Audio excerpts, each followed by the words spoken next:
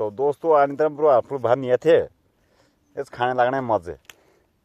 भाई चटनी बनी थी बड़ी तगड़ी वाली और मतलब भाई खाने का बेड़ा मजा बड़ा भारी मजा आता थोड़े किड़के बाने पाते किड़के होंगे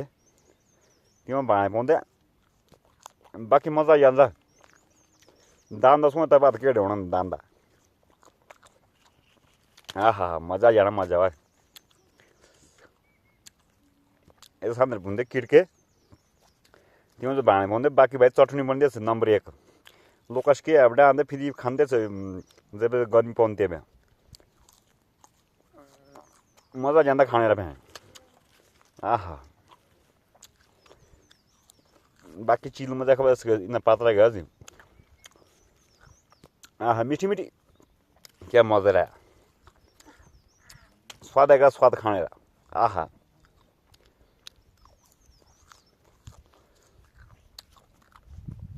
जो खाने को कैसे पहाड़ा था